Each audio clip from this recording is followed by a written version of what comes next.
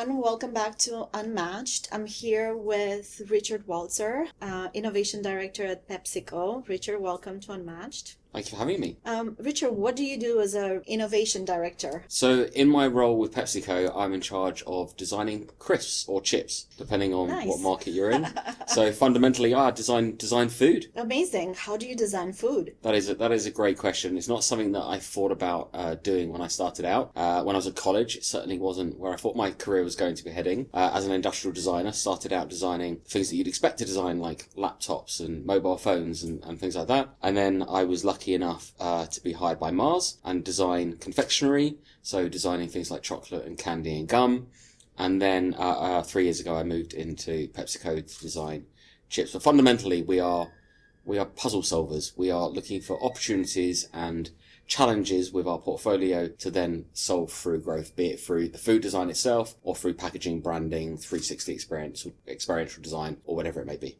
So tell me this, because I when I think about innovation, I think about a huge struggle. In most of the companies that I've worked for in different industries, I think there's the common struggle of how to be innovative when you have to deliver for today, right? We all have to work against KPIs, which are based on today, but we have to stay ahead and innovate for tomorrow. What is your experience when it comes to the process of innovating in a company? I think this is the fundamental challenge, is that companies, and the larger ones, especially ones like PepsiCo, which are shareholder led, demand growth today, certainly in the next quarter. Problem with innovation is we're looking more 3 to 5 years out and can't really impact what's going to happen in the next few months. So this is where there's a real difference in thought and in culture between what the core business want to achieve and what we need to do to ensure resilience and growth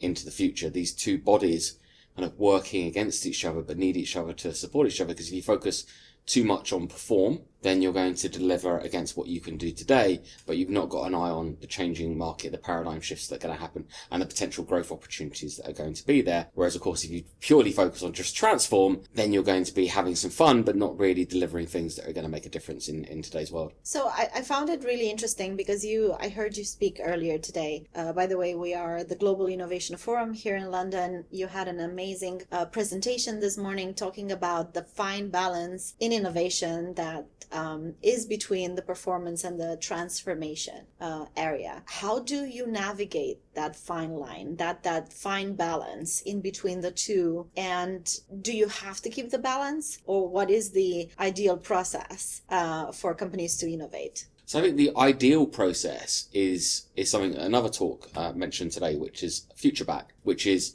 looking at foresight, looking at how the market's going to change, who our consumers going to be in the future, who our competition's going to be in the future, but then using that knowledge through future back by mapping back towards what it means for today. How can we make differences in our roadmap and in things that we're doing today towards that? So we're not just designing things that are going to launch in 5, 7 or 10 years time. We're actually thinking about what are the things that we can do differently on the things we're launching in the next year or two that head us towards that better future. And in your experience, what were the ideal ingredients for innovation? If you would have to showcase the best sort of environment that propels innovation, how would it look like? So I think I talked about this in my speech briefly, but I think we could talk about process and mindset, which is the main things that a lot of people focus on. So process, I talked about future back, and foresight being two elements of that. Another one that we often talk about is human centricity, and we do an awful lot of things, amazingly cool things like ethnographies, and spend time with consumers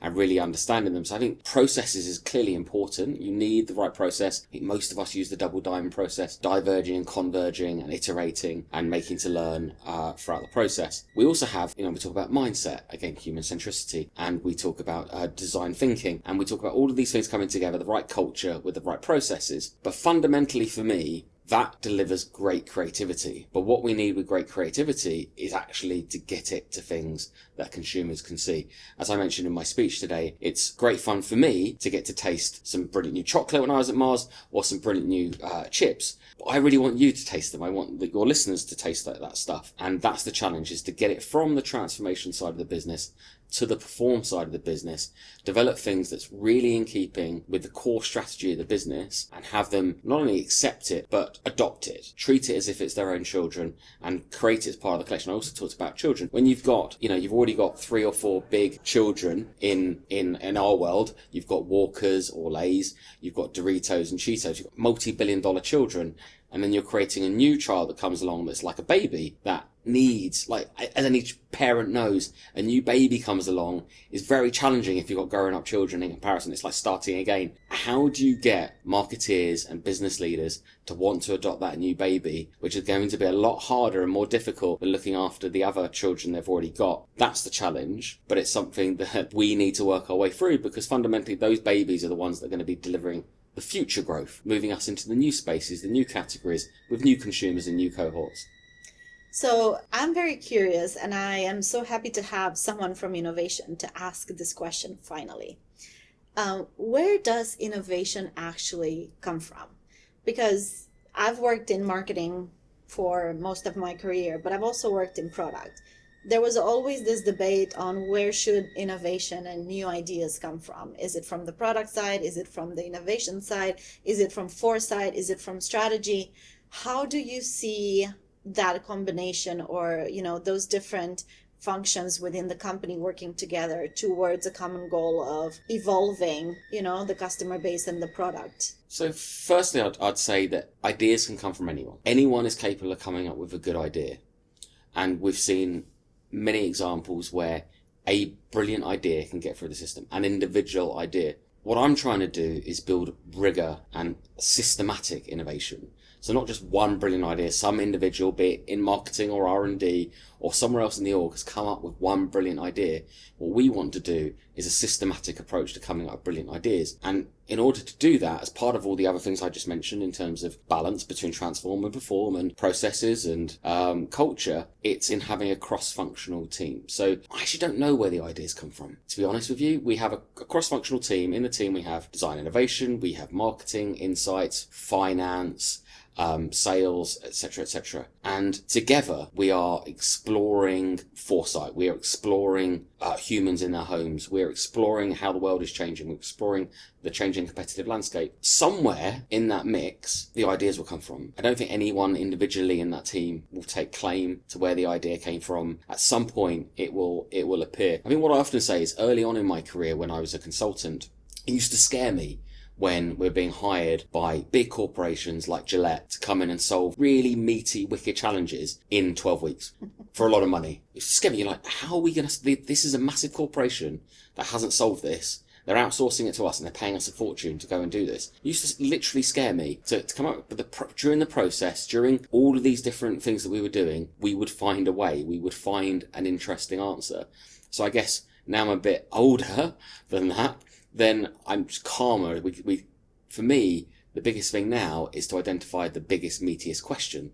So answer, what's the right question to explore? Because I know throughout the process, whichever question you'll give us, we'll come up with some pretty cool answers. That's very interesting, because you mentioned one thing, which is limitation on time. Because when you're limited on time, sometimes you're more creative and you're more innovative in how you come up with a solution. But I think the most important piece here is learning to ask the right questions.